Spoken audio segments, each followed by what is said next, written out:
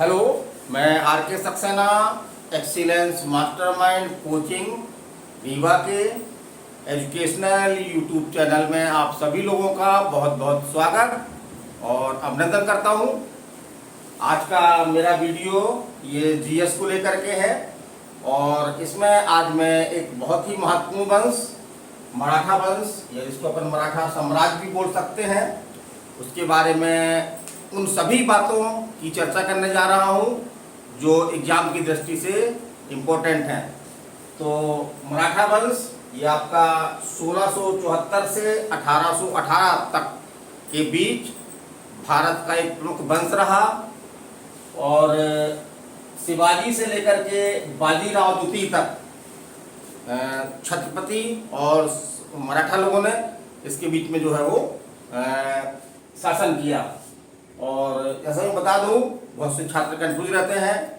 शुरू में मराठा वंश के प्रमुख को जो है वो छत्रपति के नाम से जाना जाता था, लेकिन आगे चल करके छत्रपति का पद जो है वो बहुत कम महत्वपूर्ण हो गया और वास्तव में सत्ता की बागडोर जो है वो पेशवा के हाथ में आ गई।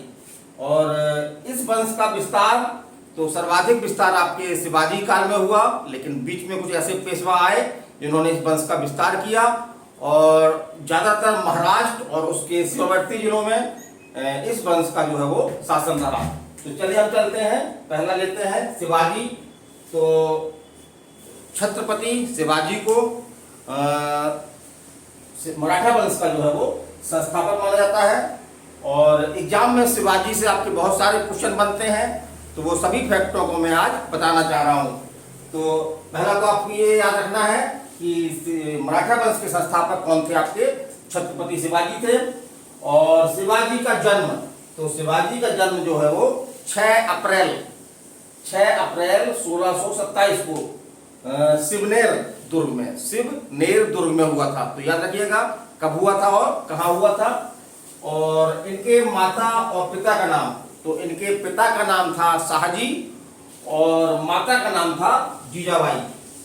तो पिता का नाम शाहजी भोसले और माता का नाम जीजाबाई। तो इसको हम कैसे याद रखें, तो वास्तव में शिवाजी नाम में ही माता पिता के नाम छुपे हुए हैं। तो जैसे शिवाजी, तो जो पहला शब्द आ रहा है आपका शाह, तो शाह से बना लीजिए आप शाहजी भोसले और लास्ट में आ रहा आपका जी, तो जी से क्या बन जाएगा, जी से बन जाएगा आपका जीजाबाई। तो इस तरह आप माता पिता के नाम याद रख सकते हैं।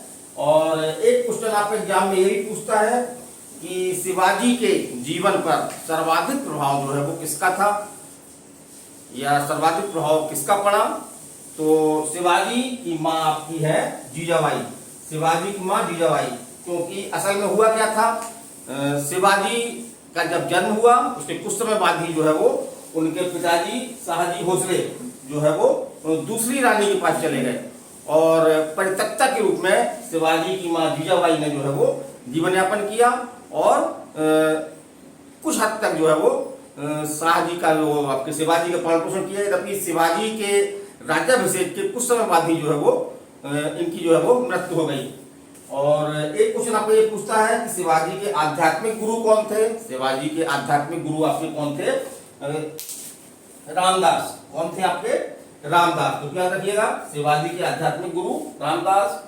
और शिवाजी का राज्याभिषेक कब हुआ और कहाँ हुआ, ये एग्जाम में आता है। तो शिवाजी का राज्याभिषेक हुआ आपका 1674 में और स्थान था आपका रायगढ़। कौन सा स्थान है, रायगढ़। 1674 रायगढ़, इसको आप नोट भी कर सकते हैं।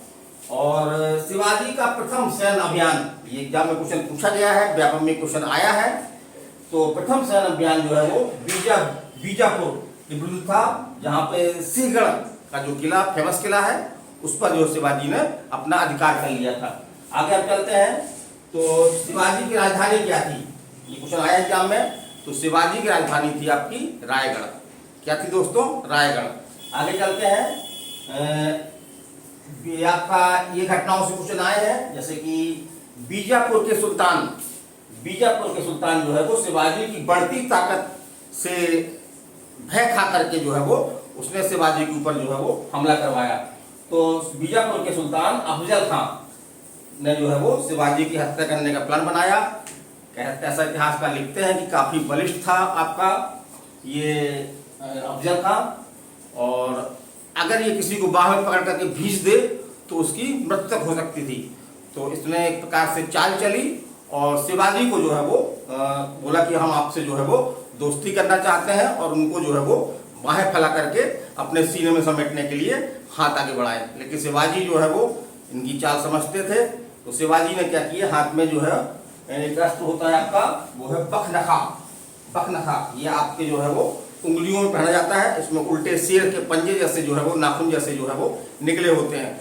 तो शिवाजी ने वो पहन के और हाथ पीछे की तरफ कर करके और जाके और अफजल खां के जो है वो सीने में मिलने लगे। और जैसे ही अफजल खान ने उनको सीने से लगाया तो उन्होंने क्या किया, उनको जो है वो उनका पूरा पेट जो है पकड़ के चीर दिया। इस प्रकार से अफजल खां की शिवाजी ने जो है वो बड़ी चतुराई से 1665 में क्या कर दी, हत्या कर दी।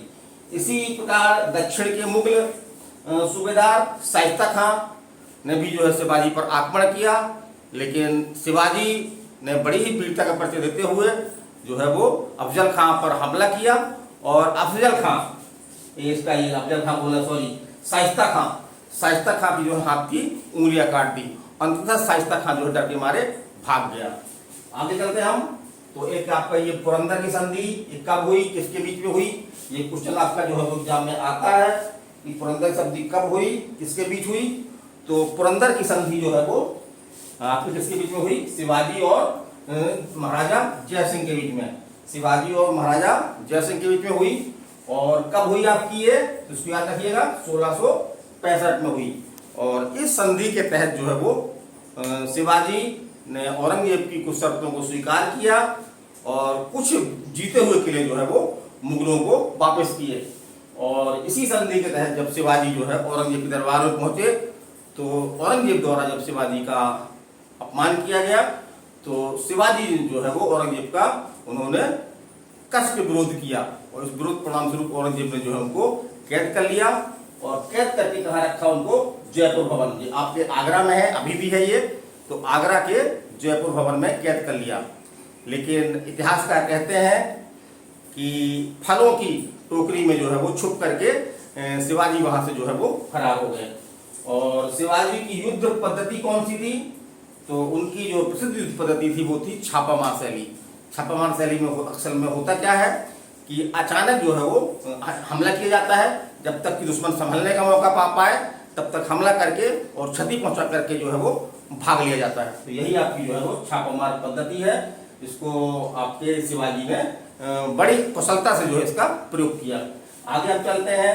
तो एक क्वेश्चन पूछता है कि किसके दरबार में अष्ट प्रधान मंत्रिमंडल हुआ करता था। तो शिवाजी के दरबार में 8 मंत्रियों का एक योग मंत्रिमंडल हुआ करता था, जिसे ही जो है वो अष्ट प्रधान क्या कहा जाता था, उसको याद रखिए, अष्ट प्रधान कहा जाता था। और इसमें जो सबसे महत्वपूर्ण पद होता था पेशवा जो है एक प्रकार से प्रधानमंत्री होता था। यद्यपि हम जैसा कि आगे बताएंगे कि आगे चल करके जो है पेशवा का पद ही जो है वो मराठा साम्राज्य में जो है वो सबसे शक्तिशाली हो गया। और एक क्वेश्चन ये भी पूछता आपका कि चौथ और सरदेशमुखी ये क्या है। चौथ और सरदेशमुखी तो ये शिवाजी द्वारा लगाए गए 2 कर हैं। आपका जो चौथ ये आपको एक बड़े कुल उत्पादन का 1/4 देना होता था। और ये जो है वो उन रियासतों से, उन जागीरदारों से वसूला जाता था जो कि मुगल शासन के अधीन थे। और जो आपका सरदेशमुखी कर था तो इसमें जो अन्य रियासतें थी उनको जो है वो शिवाजी की अधीनता स्वीकार करनी पड़ती थी। और इसके परिणाम स्वरूप जो है वो 1/10 उनको जो है वो टैक्स के रूप में देना पड़ता था। इसके परिणाम स्वरूप क्या करते थे, शिवाजी की सेना जो है वो उस वंश की जो है वो उस रियासत की रक्षा करती थी।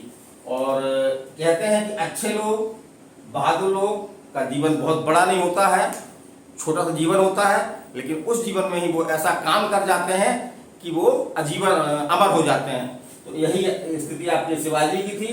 तो शिवाजी की 53 वर्ष की अल्प आयु में जो है वो 3 अप्रैल 1680 को, इसको याद रखिएगा, 53 वर्ष की आयु में 3 अप्रैल 1680 को जो है वो छत्रपति शिवाजी की मृत्यु हो गई। अब हम आगे चलते हैं। आगे इम्पोर्टेंट है, बहुत सारा मराठा वंश है, बहुत सारे फैक्ट मिलते हैं, लेकिन हम उन्हीं फैक्टों को बताएंगे जो एग्जाम में आपके आते हैं।